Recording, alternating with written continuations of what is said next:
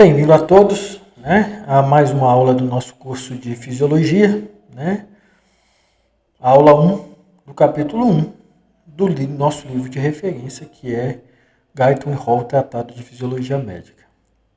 Embora essa seja a primeira aula do livro propriamente dito, não é a primeira aula do curso, já que temos uma unidade 0 onde tratamos de temas um pouco mais abstratos e conceituais que são ferramentas que nos ajudam a analisar alguns conceitos presentes na fisiologia.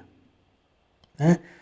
Mas, sem nos alongarmos muito falando de outras aulas, né? Vamos direto ao nosso ponto aqui, que é uma aula onde a gente trata de responder à pergunta: o que é fisiologia? É uma aula um tanto quanto extensa, porque o conceito é um tanto quanto problemático nos livros-textos. Apesar de que ele possa ser definido talvez em uma única frase, as frases que os definem, né, ou pelo menos a frase que vai o definir no nosso livro de referência vamos lá, depois a gente analisa os problemas relacionados. A fisiologia é a ciência que pretende explicar os mecanismos físicos e químicos responsáveis pela origem, desenvolvimento e progressão da vida. Cada tipo de vida possui suas próprias características. Né? Então, este é o conceito de fisiologia. Vou trocar a caneta aqui, né, para ficar melhor. Conceito de fisiologia. Como isso aqui pode ser pergunta do exame de quem está estudando para os exames, vamos repetir o conceito. A bioquímica é a ciência que pretende explicar os mecanismos físicos e químicos responsáveis pela origem, desenvolvimento e progressão da vida. Cada tipo de vida possui suas próprias características funcionais. Veja que curioso, né? A bioquímica é a ciência que pretende nos explicar mecanismos físicos e químicos. É uma associação apropriada, é uma definição apropriada para a bioquímica. Poderia incluso ser o próprio conceito de bioquímica. Né?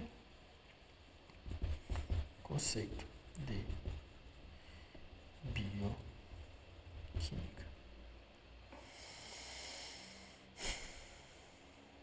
Então, se você tem o mesmo conceito para duas disciplinas distintas, você pode ter um problema sério em mãos, né? Por isso, vamos repetir o conceito mais uma vez. A biologia molecular é a ciência que pretende explicar os mecanismos físicos e químicos responsáveis pela origem, desenvolvimento e progressão da vida. Cada tipo de vida possui suas próprias características funcionais. Ou seja, eu tenho o conceito de biologia molecular nas mesmas palavras que foram usadas até agora para definir fisiologia. Se a gente dissesse que essas três ciências possuem intersecções, daí existe uma razão para que a definição seja igual. Então, o nosso conhecimento é muito pobre, porque não é a intersecção de um conjunto que define o conjunto. O que define o conjunto é o universo dos seus componentes. E sendo três ciências distintas, só existiria uma forma delas compartilharem integralmente algo. É que uma ciência tivesse contida dentro da outra. Ou seja, usando um esquema da doutora Silverton, a química está contida na bioquímica do organismo humano. A química do organismo humano está contida na bioquímica do organismo humano. Está contido na biologia molecular do organismo humano, que está contido na biologia celular do organismo humano, que está contida na fisiologia do organismo humano, Ou seja, a doutora Silverton vai dizer que a fisiologia é uma ciência que integra todas as ciências. Né? Olha o que os irmãos Hall vão dizer. A ciência da fisiologia humana tenta explicar as características e mecanismos específicos do corpo humano que o fazem com que ele seja vivo. Ou seja, a fisiologia é a ciência que explica a vida. Porque eu estou vivo. Não, mas a fisiologia é incapaz de fazê-lo ou é capaz de fazê-lo? E como a fisiologia seria capaz de fazê-lo sozinho? Né? Porque se eu abrir, nesse exato momento, o livro do Guyton, ou o livro da doutora Silverton, e abrir ao lado dele o livro Bioquímica de Leninger, eu percebo que o conteúdo de cada livro é totalmente diferente. E se eu abrir o livro do Albert de Biologia Molecular, né? O livro A Célula, eu também percebo que o conteúdo dele é distinto dos outros dois. De modo que essas ciências, elas não são iguais.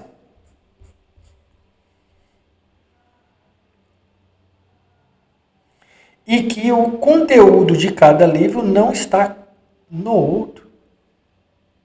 O conteúdo que está expresso no livro Bioquímica de Leninger não está no livro de Fisiologia, não está no livro de Biologia Molecular. De Fisiologia nem do Guyton, nem da Silverton, nem de quem seja.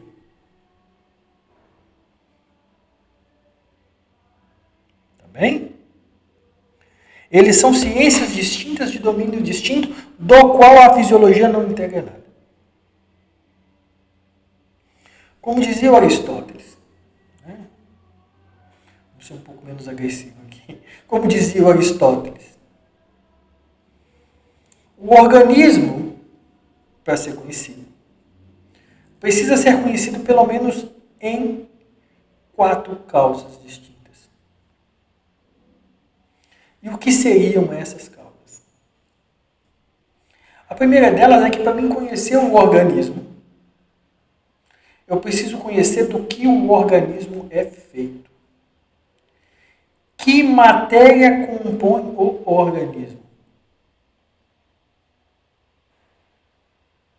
A fisiologia propriamente não trata disso.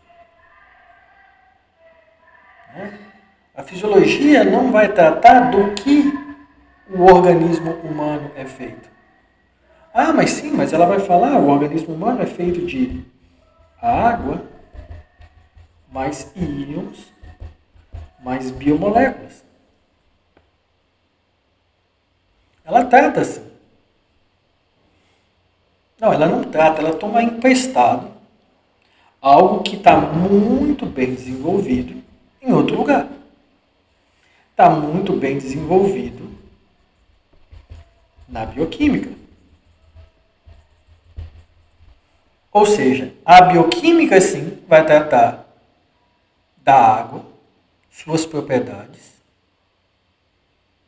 dos íons e suas propriedades, das biomoléculas, dos carboidratos e as propriedades dos carboidratos, das proteínas e as propriedades das proteínas, dos lipídios e as propriedades dos lipídios, dos ácidos nucleicos e as propriedades dos ácidos nucleicos. Ou seja, por associação, a bioquímica é o domínio em que a gente se dedica a estudar as causas materiais dos seres, ou a causa material do ser humano. Este é o domínio da bioquímica. Este não é o domínio da fisiologia. E a fisiologia não esgota o problema da causalidade material dos seres.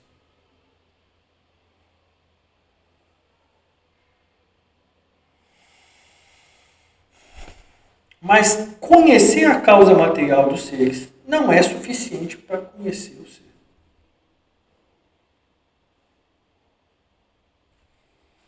Águas, íons e biomoléculas são constituintes também dos cavalos, também das vacas, também dos sapos, também dos peixes. E podemos dizer, no entanto, que há variações materiais nesses seres. Em um deles, pode haver alguns tipos de fosfolipídios na membrana, em outros tipos, a parte interna da membrana de um é de um jeito, a parte externa é do outro, e etc, etc, as proteínas de membrana.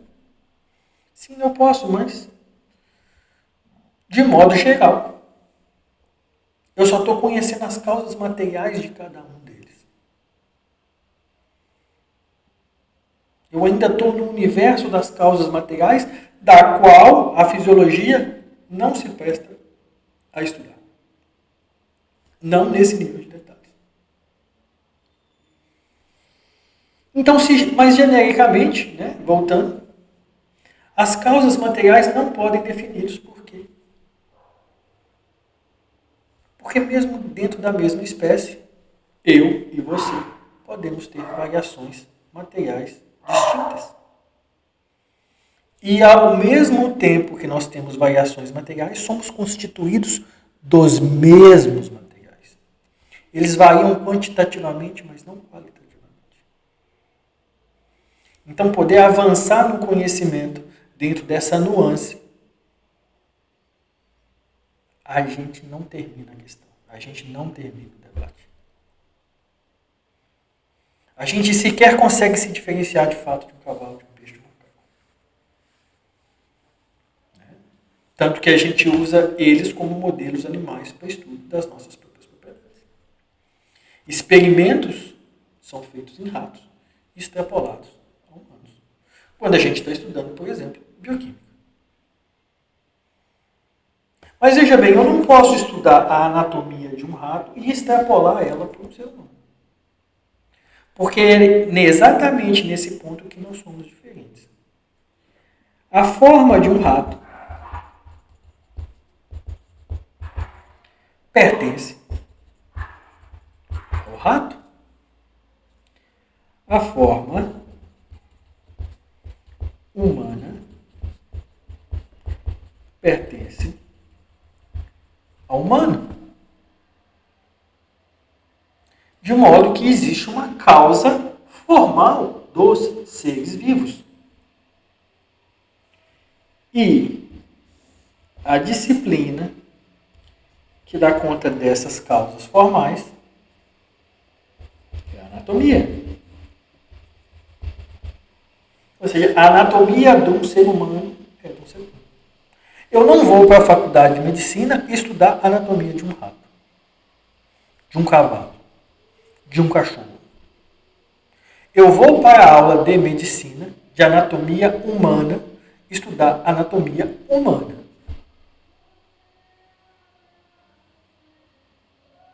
A nível microscópico, a histologia. A fisiologia não contém nenhuma dessas disciplinas, por sua própria natureza. Não é o objeto da fisiologia estudar a anatomia humana. Não é objeto da histologia estudar a anatomia microscópica, a histologia humana. Não é objeto da fisiologia. Então a fisiologia não pode ser isso. A fisiologia tem que ser outra coisa. A fisiologia não pode ser causa formal do indivíduo, porque este é o domínio da histologia e da anatomia. Tudo certo até aí? Então, o que é a fisiologia, afinal de contas? A fisiologia, ela está contida naquilo que o Aristóteles vai chamar de causa eficiente dos seres. eficiente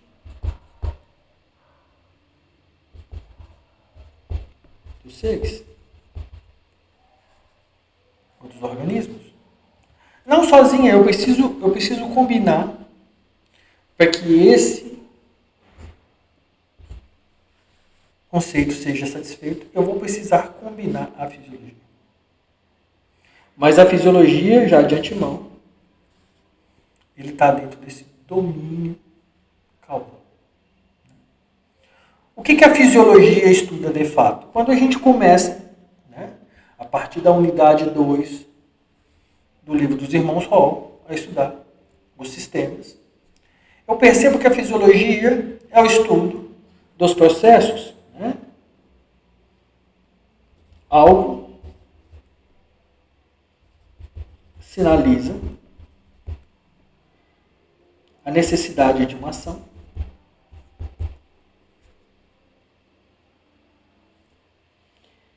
Essa necessidade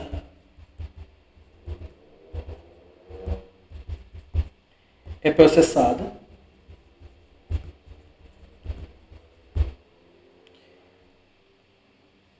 neurologicamente, na maioria das vezes. E por fim ela é executada. Este caminho, já não se enxerga mais. Vou lá em cima. Este caminho entre o sinal, o trânsito do sinal, o processamento do sinal, um sinal eferente, deixa eu voltar aqui e colocar. Recebi um sinal, um trânsito aferente, um centro processador da informação, um sinal eferente e uma resposta a esse sinal. Este caminho, este movimento é a própria fisiologia. A fisiologia tem como seu objeto descrever o movimento. Veja bem, quando um corpo morre, um ser vivo morre, lhe cessa o movimento. No exato momento que ele morre, a matéria dele não muda. Ele continua sendo feito das mesmas coisas. A forma dele também não muda nesse exato instante. Ela continua sendo a mesma coisa. Mas o movimento cessa. Há uma cessação total e completa do movimento. E a partir deste momento, a forma e a matéria começam gradativamente a se desfazer. O movimento é, propriamente dizendo, a causa pela qual as condições que fazem com que o ser humano seja vivo se mantenham. Os processos fisiológicos são aqueles necessários à manutenção da vida.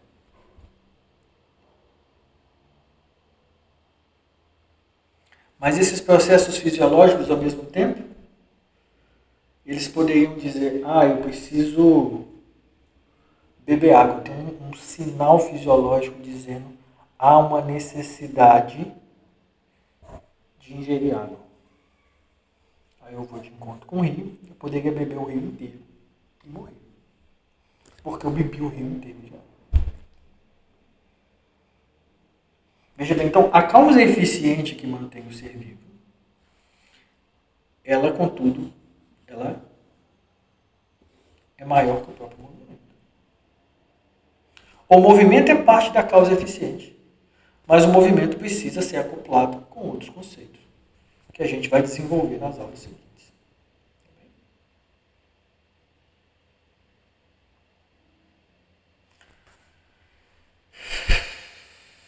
Mas que esteja claro, a fisiologia é a ciência responsável pelo movimento. A fisiologia é a ciência responsável pelos processos de transformação, de sinalização. É disso que ela dá conta. Tá? Ela não dá conta de explicar a origem, o desenvolvimento e a progressão da vida de forma integrada, como diria a doutora Silverton. Isso é bobagem. Ela não explica o organismo de forma integrada. O organismo é explicado por muitas coisas. É explicado pela matéria que compõe, pela forma que o compõe e o movimento. Inclusive, esse movimento só se dá de forma adequada, dentro da forma adequada. Esse movimento só se dá da forma adequada se eu tenho à disposição a matéria adequada.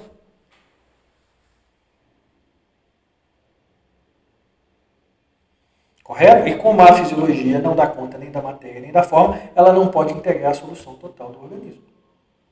A solução para a sobrevivência do organismo, ela depende de muito mais coisas. Ela depende da matéria, da forma, movimento, homeostase, que é o tema da próxima aula. E, por fim, os sistemas de alimentação e retroalimentação, que é a terceira aula que a gente vai fazer. Ou seja, então, fisiologia é o movimento. A gente podia bastar-se nisso aí.